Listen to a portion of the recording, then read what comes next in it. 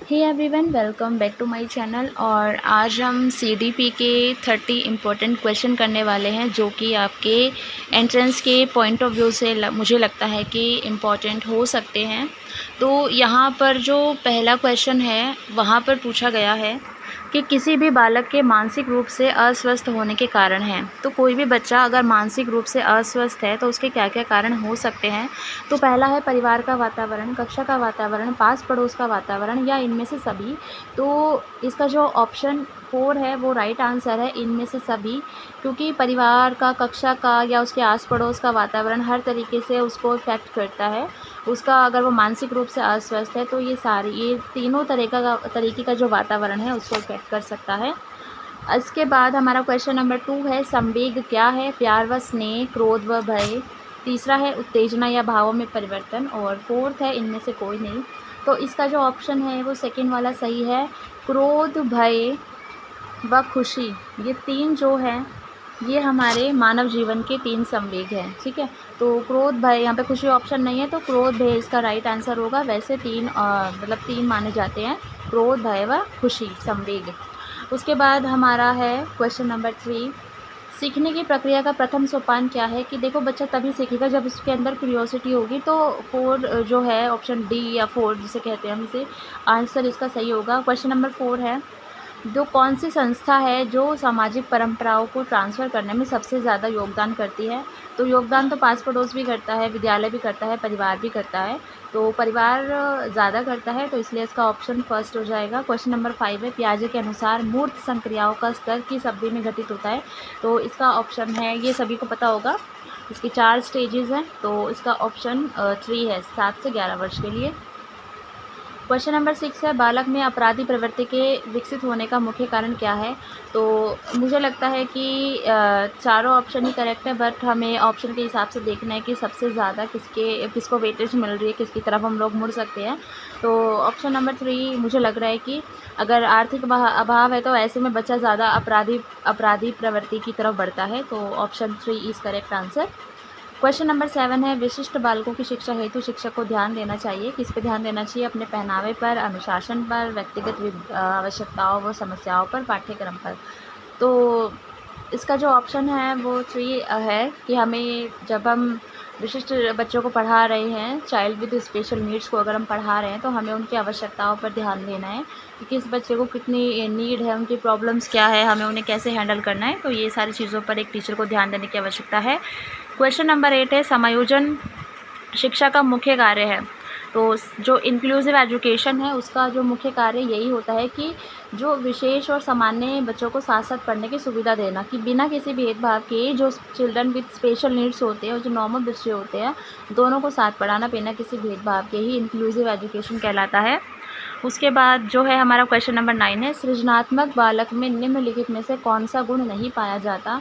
तो जे देखो जो मतलब क्रिएटिव बच्चा होगा उसकी खोजपूर्ण प्रवृत्ति होगी, क्रियाशीलता होगी उसके अंदर, एक अच्छी अंतर्दृष्टि होगी, लेकिन सीमित रुचि इसका ऑप्शन होगा कि शायद उसकी सीमित रुचियाँ ना हो, असीमित रुचियाँ होती है उसकी। तो option 4 is correct answer. Question number हम लोग 10 पे चलते हैं, यदि कोई छात्र असामाजिक व्यवहार का प्रदर्शन कर रहा है, ठीक है, तो शिक्षक को क्या करना चाहिए? तो देखो आप किसी बच्चे को पनिश तो कर ही नहीं सकते हो। हमें टीचिंग में कभी भी कोई क्वेश्चन आता है कि ऐसी सिचुएशन में आप क्या करोगे अगर कुछ बच्चे से रिलेटेड है, तो उसको बाहर भी नहीं निकालेंगे, उसको उपदेश भी नहीं देंगे, सीधा हमें कारण जान लो। कोई बच्चा अगर कुछ अलग बिहेवियर कर रहा है तो उसका कोई ना कोई कारण होगा। तो option second is correct answer कि हमें उसका कारण जानना चाहिए। और ये पीडीएफ मैं टेलीग्राम पे डाल दूँगी, आप लोग खुद से भी इसे सॉल्व कर सकते हो, ठीक है। अब उसके बाद हमारा क्वेश्चन नंबर 11 है, शिक्षा मनोविज्ञान का संबंध किससे नहीं है? इन्होंने नहीं पूछा है तो आपको भी क्वेश्चन ध्यान से पढ़ना है पेपर में। मानव व्यवहार का अध्ययन है, मानसिक प्रक्रियाओं का भी अध्ययन है, सीखने के तरीके का भी अध्ययन करता है, लेकिन संचार माध्यमों का ये अध्ययन नहीं करता है। तो फोर्थ ऑप्शन इसका सही है, मतलब गलत है, यानी कि इसमें से इसका शिक्षा मनोविज्ञान का संबंध संचार के माध्यमों का अध्ययन से नहीं है। क्वेश्चन नंबर 12 है, निम्नलिखित में से कौन सा विकास का सिद्धांत नहीं है? तो देखो विकास लंबवत ना होकर वर्तानुकार होता है, और विकास क्रमबद्ध होता है, क्रम में होता है और कंटिन्यू होता है, लेकिन विकास एक मशीनी प्रक्रिया तो नहीं है, है ना। तो फोर्थ इसका करेक्ट आंसर हो जाएगा। 13 है, मनोवैज्ञानिक के अनुसार बाल विकास की कौन सी अवस्था सबसे जटिल व कठिन है। तो ये रटा रटाया क्वेश्चन है, सबको पता ही होगा, किशोरावस्था, इसको तूफान की अवस्था भी कहते हैं। क्वेश्चन नंबर 14 है, मनोवैज्ञानिक थॉर्नडाइक ने व्यक्ति को किस आधार पर बांटा है। तो जो थॉर्नडाइक थे उन्होंने व्यक्ति को चिंतन व कल्पना शक्ति के आधार पर बांटा है, ठीक है। उसके बाद हमारा है, वृद्धि को प्रभावित करने वाले कारक है। ग्रोथ को कौन कौन सी चीज़ें प्रभावित करती है। पर्यावरण हो गया, उसका खान पान हो गया, उसका स्वास्थ्य हो गया। तो option D is correct answer, 4th is correct answer. 16 है, आंशिक दृष्टि दोषयुक्त बालक का कक्षा में कैसा व्यवहार होता है। कि अगर बच्चा मतलब उसको देखने में दिक्कत है, वो कम देख पाता है, और ऐसे में उसके आप बिहेवियर कैसा होता है। तो देखो, वो पुस्तक को बिल्कुल आंखों के निकट लाके पढ़ता है, सही है। वह शिक्षक से अक्षर स्पष्ट न दिखने की शिकायत करता है, ये भी सही है। और श्याम पट पर लिखे हुए जो शब्द होते हैं उनको वो काम को नहीं ठीक से उतार पाता। तो option 4th is correct answer, कि ये सारे ही ऑप्शन सही हैं। भाषा शिक्षण की प्रथम कक्षा किसे माना जाता है। तो घर इसका करेक्ट आंसर है, बट अभी जो मैंने ये बुक ली हुई है इनमें ऑप्शन दिया हुआ है इनमें से सभी, बट गलत है। घर को भाषा शिक्षण की प्रथम कक्षा माना जाता है, क्योंकि पहली भाषा बच्चा घर से ही सीखता है। क्वेश्चन नंबर 18 है, ये प्रवास लिखा है बट प्रयास होना चाहिए, ठीक है। ट्रायल एंड एरर थ्योरी जो थॉर्नडाइक जी ने दी है, कि प्रयास व त्रुटि में सबसे महत्वपूर्ण क्या है। तो सबसे महत्वपूर्ण लक्ष्य है, ठीक है। उसमें वो बिल्ली वाला जो था उसमें लक्ष्य था, उसको मछली को लेना है। तो अगर ये क्वेश्चन आता है तो लक्ष्य इसका आंसर हो जाएगा। उसके बाद हम लोग चलते हैं नेक्स्ट क्वेश्चन पे। हमारा क्वेश्चन नंबर 19 है, शिक्षक को गृह कार्य की जांच करनी चाहिए। और एक चीज़ मैं बता दूं, ये गृह कार्य नहीं होता, गृह कार्य होता है। गृह हम ऐसे लिखते हैं, ये प्रोनाउंसिएशन गलत होती है। ये ग्रह है, ये गृही है, ठीक है। तो ये दोनों में हमें क्लियर होनी चाहिए चीज़ें, क्योंकि हम खुद सही से बोलेंगे तभी हम बच्चों को सही सिखा पाएंगे। तो शिक्षक को गृह कार्य की जांच करनी चाहिए, तो नियमित करनी चाहिए, मतलब डेली करनी चाहिए। ऐसा नहीं है कभी नहीं या कभी कभी जब छात्र कहे, नहीं, नियमित करनी चाहिए। बुरी आदतों को सुधारा जा सकता है, डांट तो बिल्कुल नहीं सकते उसको, दोषारोपण तो बिल्कुल नहीं, अनुबंधन द्वारा, ठीक है। तो मतलब जो हमारा क्लासिकल कंडीशनिंग की थ्योरी थी जो कि पैवलोव ने दी थी, उसके द्वारा हम जो बच्चों की बुरी आदतों को सुधार सकते हैं, जिस पे वो डॉग पे उन्होंने जो अपना एक्सपेरिमेंट किया था। कम गति से सीखने वाले बच्चों की मुख्य विशेषता होती है। जो बच्चे कम गति से सीखते हैं उनकी विशेषता क्या होती है। तो देखो, उनमें किसी न किसी प्रकार की अक्षमता होती है जो उनके ज्ञानार्जन व शैक्षिक वृद्धि को प्रभावित करती है, ठीक है। तो ये इसका आंसर हो जाएगा, क्योंकि उन्हें खाली गणित में कठिनाई तो होती नहीं है। और मतलब ऑप्शन फर्स्ट इसका मुझे करेक्ट आंसर लग रहा है। देन उसके बाद क्वेश्चन नंबर हमारा 22 है, दृष्टि दोष से युक्त बच्चों को आकृतियों का ज्ञान देना चाहिए। जो बच्चे देख नहीं सकते हैं तो आप उन्हें जो शेप्स पढ़ाएंगे उसकी कैसे ज्ञान देंगे। तो स्पर्श द्वारा, ठीक है। जो 3D शेप्स होती है उनको टच करवा के आप उन्हें उसका ज्ञान दे सकते हैं। क्वेश्चन नंबर 23 है, निम्नलिखित में से कौन सी अक्षमता केवल जन्मजात होती है। तो देखो, दृष्टि दोष, श्रवण दोष, मूक बधिर, ये हम बाद में भी हो सकते हैं, मतलब आफ्टर बर्थ। बट जो मंद बुद्धिता है ये हमारी जन्मजात होती है, ज़्यादातर केसेस में यही देखा गया है, ठीक है। अब क्वेश्चन नंबर हमारा 24 है, निम्नलिखित में से कौन सी इकाई का उपयोग सुनने की क्षमता की जांच हेतु किया जाता है। तो इसका जो ऑप्शन है वो सेकंड करेक्ट है, डेसिबल। डेसिबल का प्रयोग सुनने के लिए सुनने की क्षमता की जांच हेतु किया जाता है, ठीक है। और इसमें है कि जो मनुष्य की सुनने की क्षमता होती है वो 40 से 45 डेसिबल तक होती है, ठीक है।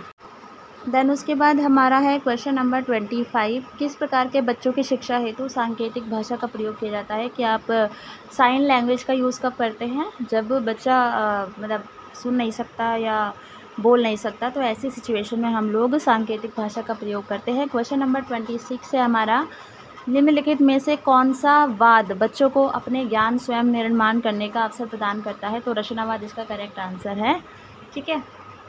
जो हम बच्चों को कहते हैं ना कि अपना ज्ञान खुद निर्मित करते हैं बच्चा, तो वो रचनावाद में होता है। क्वेश्चन नंबर 27 है, समाज मितीय तकनीक का प्रयोग किया जाता है तो सामाजिकरण की जांच में। इसका मैं एक तरीका बताती हूँ, मतलब जैसे हमने तो ये प्रैक्टिकली किया था डाइट में, तो मुझे ये याद रहता है।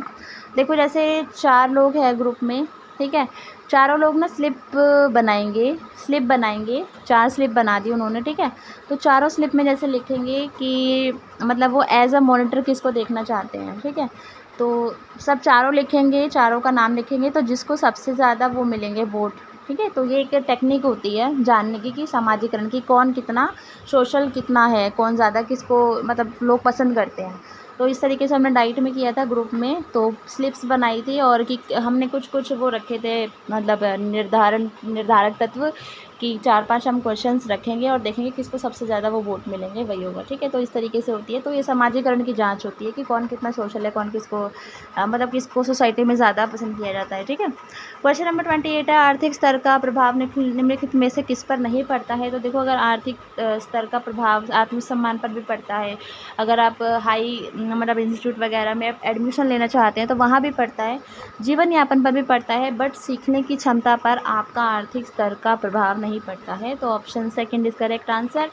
क्वेश्चन नंबर 29 है, एक प्रभावी शिक्षक के लिए आवश्यक है कि अगर जो एक इफेक्टिव टीचर है उसके लिए आवश्यक है वो उच्च जाति से संबंधित हो, बिल्कुल भी नहीं। उसका उच्च सामाजिक आर्थिक स्तर हो, बिल्कुल भी नहीं। वह कठोर हो तो ये तो हो ही नहीं सकता। हाँ, उसका संप्रेक्षण जरूर वो निपुण होना चाहिए उसका, क्योंकि देखो जब संप्रेक्षण अच्छा होगा तभी बच्चे उसे सुनेंगे। तो option third is correct answer. Question number 30 है, निम्नलिखित में से कौन सी सृजनात्मकता की विशेषता नहीं है। तो सृजनात्मकता की विशेषता मौलिकता है, उत्पादकता है, नवीन ज्ञान की खोज है। लेकिन अगर चेंज नहीं कर रहे हैं हम कुछ, तो वो हमारा जो है क्रिएटिविटी की जो है विशेषता नहीं है। तो ये 30 क्वेश्चंस थे। होप आपके एग्ज़ाम के पॉइंट ऑफ व्यू से हेल्पफुल रहें। और वीडियो प्लीज़ अगर अच्छी लगे, हेल्पफुल रहे तो प्लीज़ लाइक कर देना, नए हो तो सब्सक्राइब कर लेना, और मेरी हेल्प करना चाहते हैं तो प्लीज़ वीडियो को शेयर कर देना। Thank you.